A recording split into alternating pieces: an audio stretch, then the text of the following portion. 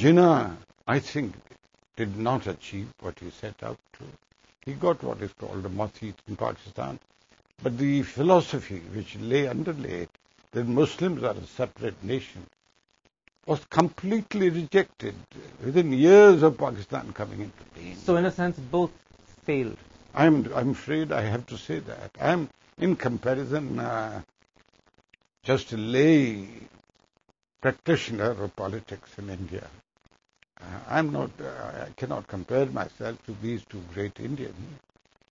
But I find my assessment would lead me to the conclusion I cannot treat this as a success either by Gandhi or by Jinnah. Your book also raises disturbing questions about the partition of India. You write that it was done in a way that multiplied our problems without solving any communal issue. And then you ask, if the communal, the principal issue remains in an even more exacerbated form than before, then why did we divide it all? Yes, indeed, why? What's your answer? My answer is why, indeed. I cannot yet find the answer. Why have we decided? Look into the eyes of the Muslims that live in India. And if you truly see through the pain that they live, to which land do they belong? We treat them as aliens, somewhere, inside. Because we continue to ask, even after Pakistan, you still want something? These are citizens of India now. That was Jinnah's failure. Because Jinnah never left and never really advised the Muslims that stayed back. One of the most moving passages of your biography is when you write of Indian Muslims who stayed on in India but didn't go to Pakistan. You say they are abandoned. You say they are bereft of a sense of real kinship, not one in their entirety with the rest. And then you add, this robs them of the essence of psychological security. That's right, it does. That lies at the root. Every kind of activity that we say lies at the root of such a committee report. So in fact, Indian Muslims have paid the price in their personal lives. Without doubt. As have Pakistani Muslims. Muslims have paid the price on both sides. I think Muslims have paid a price in partition. They would have been significantly stronger in a united India, effectively so, much larger land, every potential here. Of course, Pakistan or Bangladesh won't like what I'm saying. Let's for a moment focus on Indian Muslims. You're a leader of the BJP. Do you think that the rhetoric sometimes of your party I think adds you should, to that insecurity?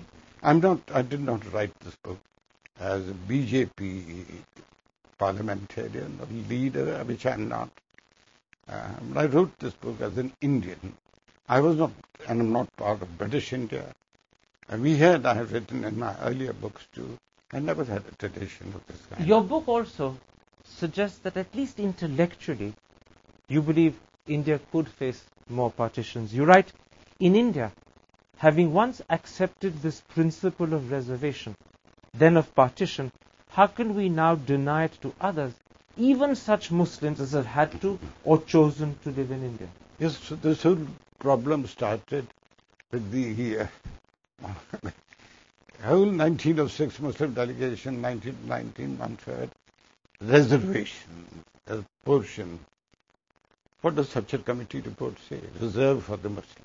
What are we doing now? Reserve. I think this reservation for Muslims is a disastrous path. I have myself personally in Parliament heard a member belonging to subscribing to Islam saying we could have third partition too. Now these are the pain, they trouble me. What have we solved? And in fact, as you say in your book, how can we deny it to others? Having accepted it once, it becomes very difficult intellectually to refuse it again. So because you have to refuse it. Even if you contradict yourself. Of course, my contradicting myself is an intellectual contradiction.